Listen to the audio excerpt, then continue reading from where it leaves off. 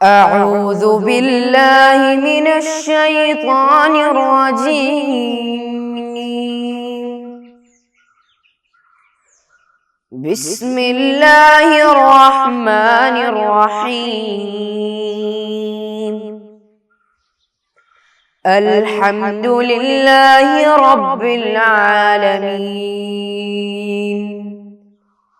الرحمن الرحيم. مالك يوم الدين.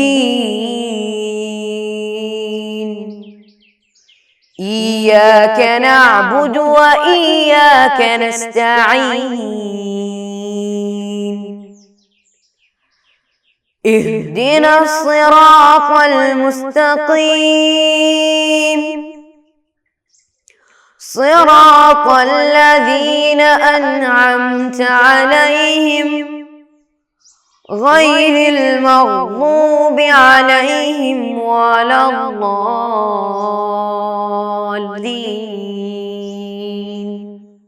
آمين. السلام علیکم ورحمۃ اللہ وبرکاتہ. پیارے عزیز طلبہ، آپ لوگ کیسے ہیں؟ الحمدللہ ہم لوگ 7واں سبق سے لے کر ابھی تک حج اور عمرے کے بارے میں چرچے کر رہے تھے.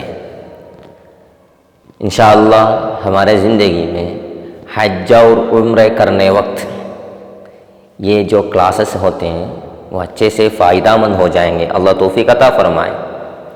حج اور عمرہ اچھے سے خلوص نیت سے اللہ کے لیے کرنے کے لیے اللہ رب العزت میں توفیق عطا فرمائے. حج اور عمرے کے بارے میں چرچے کرنے وقت پہلے حج اور عمرے کے شروط ہم لوگ چرچے کیے، وہ کس پر فرض ہوتا ہے. اس کے بعد حج اور عمرے کے میقات ہم لوگ چرچے کیے. پھر حج اور عمرے کے ارکان ہم لوگ چرچے کیے. اس کے بعد حج اور عمرے کے واجبات اور سنتیں وہ بھی ہم لوگ چرچے کیے. اس کے بعد حج کتنے صورت میں کر سکتا ہے وہ بھی ہمارا چرچے میں آ گئے. وہ حج افراد، حج تمتع، حج قران، ایسے 3 صورتیں تھا. اس کے بعد ابھی حج اور عمرے کے 2 مین رکن ہیں، طواف اور سعی. طواف اور سعی. طواف بولے تو کعبے کو طواف کرنا، سعی بولے تو صفا مروے کے بیچ میں سعی کرنا، دوڑنا. وہ دونوں کے بارے میں انشاءاللہ آج کے سبق میں ہمیں چرچے کریں گے. اس میں پہلے طواف کے واجبات اور طواف کے سنتیں ہمارا چرچے میں آئیں گے. اوکے، آپ لوگ ریڈی ہے کیا؟ ماشاءاللہ. طواف کے بارے میں ہم لوگ پہلے چرچے کریں گے. اس کو ہم لوگ کعبے ہو کے سمجھتے ہیں ابھی یہ کلاس کے لیے صرف. تو وہ طواف کیسے کرنا ہے وہ اچھے سے ہمیں سمجھ سکتا ہے. اوکے، آپ لوگ ریڈی ہیں؟ ماشاءاللہ. طواف کے لیے 8 واجبات ہیں. کتنے واجبات؟ 8 واجبات ہیں. یہ ایک ایک ہو کے ہمیں چرچا کریں گے. پہلے والا ہمارا ستر چھپانا ہے، ستر ڈھانکنا ہے. ہم لوگ کپڑے سے ہمارا ستر چھپانا ہے. دوسرا ناپاکی اور نجاست سے پاک ہونا ہے. اگر ہمارے لیے غسل واجب ہو تو ہم لوگ نہانا ہے، اور وضو نہیں تو وضو کرنا ہے. تو پورے ناپاکیوں سے ہم لوگ پاک بن جائیں گے. اس کے بعد ہمارے کپڑے پہ، ہمارے بدن پہ کوئی نجاست نہیں ہونا ہے. پورے نجاستوں سے، پورے ناپاکیوں سے پاک ہونے بعد طواف صرف ہمیں شروع کر سکتا ہے. تو 2 باتیں بتائے، 2 واجبات بتائے. پہلے ستر ڈھانکنا، ستر چھپانا ہے. دوسرا ناپاکی اور نجاستوں سے پاک ہونا ہے. تیسرا کعبے کو اپنے بائیں جانب پر رکھنا ہے. ہم لوگ جب طواف کریں گے اس وقت کعبے کو ہمارے بائیں جانب پر رکھنا ہے. اگر یہ کعبہ ہو تو اس کو ہم لوگ بائیں جانب پر بنانا ہے. چوتھا حجر الاسود سے ہمارا طواف شروع کرنا ہے. کہاں سے؟ حجر الاسود سے۔ اگر اس کو ہم لوگ کعبے ہو کے سمجھے تو کعبے کو 4 کونے ہیں، ہر ایک کونے کو ایک ایک نام ہے۔ اس کو ہمیں رکن حجر الاسود کا کونا بلائیں گے۔ یہ رکن یمانی ہے، یمانی کونا ہے۔ یہ رکن شامی ہے، ادھر یہ رکن عراقی ہے۔ آپ کو فوٹو سے بھی سمجھ سکتا ہے۔ تو ہم لوگ جب طواف شروع کریں گے تو حجر الاسود سے شروع کرنا ہے۔ تیسرا واجب ہو کے ہم لوگ پڑھ چکے ہیں، ہمارے کعبے کو ہمارے بائیں جانب پر رکھنا ہے۔ تو ایسے کھڑے ہو کے ہم لوگ طواف شروع کریں گے۔ اوکے، 5واں واجبات، طواف اگر حج اور عمرے کے نہیں ہے تو اس کی نیت کرنا۔ طواف ہمیں صرف طواف بھی کر سکتا ہے، حج کے رکن ہو کے بھی طواف کر سکتا ہے، عمرے کے رکن ہو کے بھی طواف کر سکتا ہے، صرف طواف بھی کر سکتا ہے، وہ بھی خود سے ایک عبادت ہے۔ اگر ہم لوگ صرف طواف کر رہے ہیں، عمرے کے رکن ہو کے بھی نہیں، حج کے رکن ہو کے بھی نہیں، تو وہ طواف کے لیے نیت ہونا ہے۔ وہ جب ہم لوگ حجر الاسود سے شروع کریں گے اس وقت نیت ہونا ہے۔ چھٹا، طواف میں دوسری ضروریات کی طرف نہ جائیں۔ طواف کرنے وقت دوسرے حاجات کے لیے، دوسرے مقاصد کے لیے، دوسرے غرض کے لیے ہم لوگ نہیں جانا ہے۔ طواف کرنے وقت کبھی ہمارے ماں باپ نہیں تو ہمارے دوست لوگ مس ہو گئے ہوں گے اس کے درمیان، تو ان کو ڈھونڈ کے چکر لگانا، تو وہ طواف ہو کے شمار نہیں کر سکتا ہے۔ طواف کرنے وقت ہمارے مقصد طواف ہی ہونا ہے۔ دوسرے کوئی ایک مقصد کے لیے کرنے وقت ہمیں اس کو طواف ہو کے نہیں گنا سکتا ہے۔ ایک طواف بولے تو 7 مرتبہ کعبے کو چکر لگانا ہے۔ 7 مرتبہ چکر لگانے سے ایک طواف بنتا ہے۔ اوکے، 7واں، طواف کا 7 بار ہونا۔ 7 مرتبہ کعبے کو چکر لگانے سے ایک طواف بنتا ہے۔ تو ایک طواف بننے کے لیے 7 مرتبہ چکر لگانا ہے۔ اوکے، 8واں، حج کرنے والا کعبے کے باہر اور حرم شریف کے اندر ہونا ہے۔ کعبے کے باہر ہونا ہے، حرم شریف کے اندر ہونا ہے۔ کیوں ایسے بول رہا ہے؟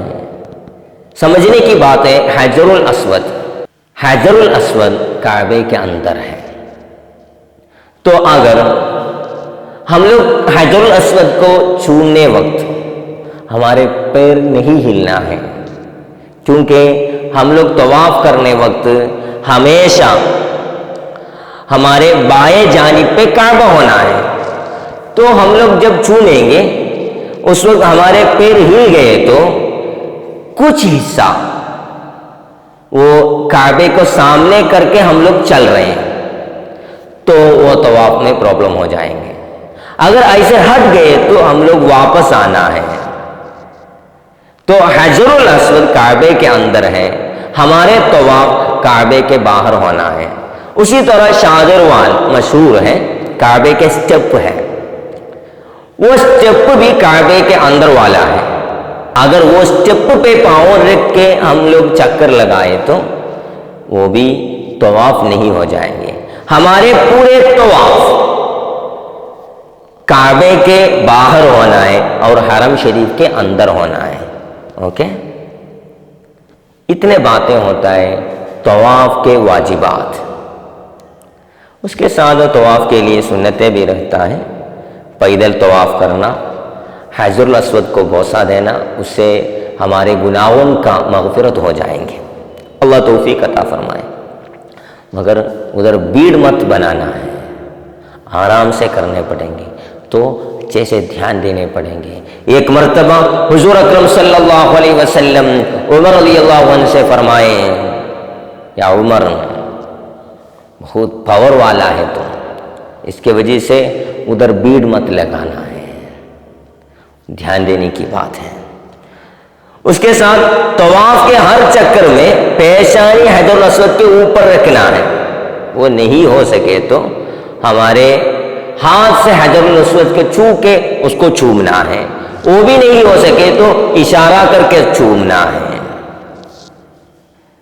پھر رکن یمانی کو بھی بوسہ دینا ہے۔ ہم لوگ بتائے تھے کعبے کے 4 کونا ہے، تو حجر الاسود کے کونا اگر یہ ہو تو رکن یمانی یہاں ہوتا ہے، تو اس کو بھی چومنا سنت ہے۔ جو اس کو چومتے ہیں اس کو بھی مغفرت ہو جائیں گے، اللہ توفیق عطا فرمائے۔ اسی طرح اس کے لیے جو خاص دعائیں رہتا ہے وہ دعائیں پڑھنا ہے۔ حدیث میں بہت دعائیں اس کے بارے میں آ گئے ہیں، تو وہ پورا ہم لوگ پڑھنا ہے۔ اوکے، اس کے ساتھ انشاءاللہ آخر میں کچھ اور بھی باتیں ہیں، وہ اس وقت ہمیں پڑھیں گے، پہلے کتاب پہ آئیں گے۔ اوکے، ریڈی ہے کیا؟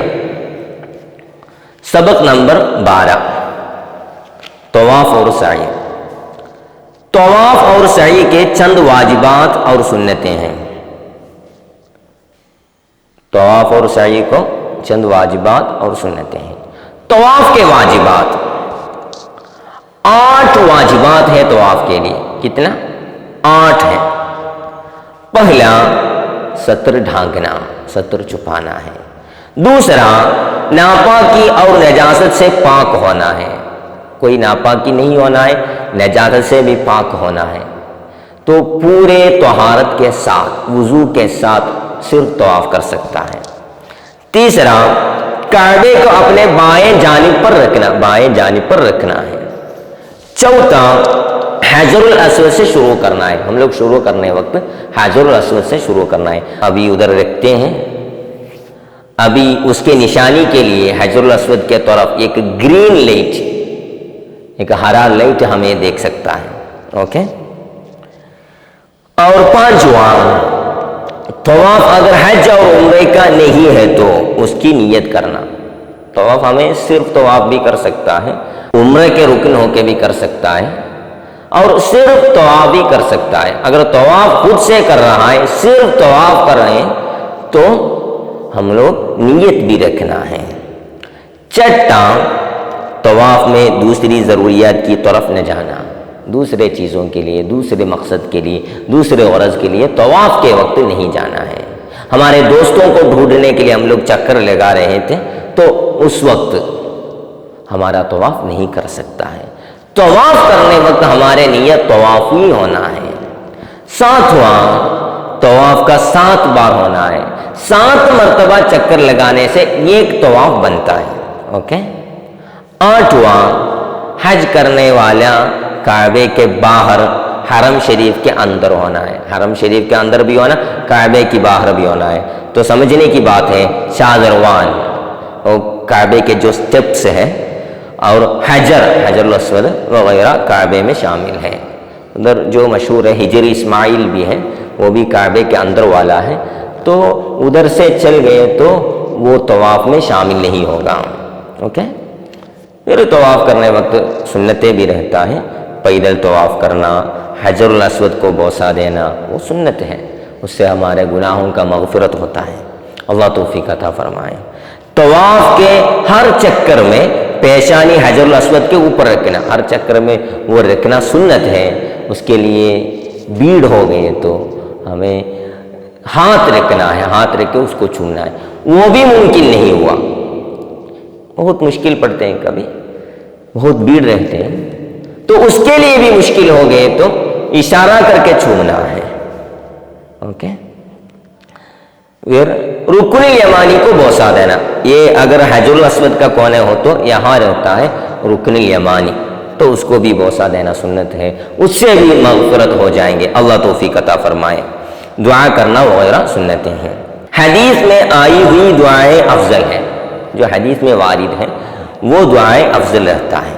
اوکے، کچھ اور بھی سنتیں رہتا ہے۔ اگر ہمارے طواف کے بعد ہم لوگ سعی کر رہے ہیں، ہر طواف کے بعد سعی کرنا ضرورت نہیں، اگر ہمارے طواف کے بعد ہم لوگ سعی کرنے والے ہوں تو وہ طواف میں پہلے 3 چکروں میں 7 مرتبہ ہم لوگ چکر لگائیں گے، اس میں سے پہلے 3 مرتبوں میں اچھلتے اچھلتے جانا ہے، ایسے ہم لوگ جانے پڑیں گے، اس کو رمل بولیں گے، رمل کرنا۔ تو پہلے 3 چکروں میں اگر اس کے بعد سعی ہو تو طواف کے پہلے 3 چکروں میں رمل کرنا ہے، اچھلتے اچھلتے جانا ہے۔ اور التباء کرنا بھی سنت ہے، التباء کرنا بھی سنت ہے۔ التباء کرنے بولے تو ہمارے جو چادر ہوتا ہے اس کو ہم لوگ دائیں کندھے کے نیچے رکھنا اور اس کے 2 طرف رہتے ہیں اور بائیں کندھے کے اوپر رکھنا، یہ بھی سنت ہے، اس کو التباء کہتے ہیں۔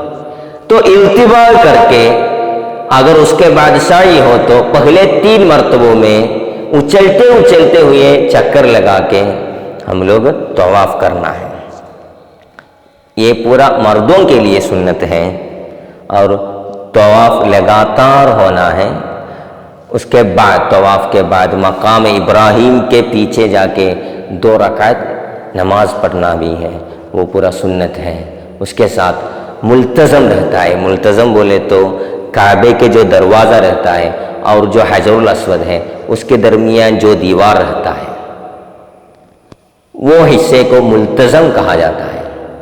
حجر الاسود اور کعبے کے دروازہ، یہ دونوں کے درمیان کے جو حصہ رہتا ہے وہ دیوار کو ملتزم کہا جاتا ہے۔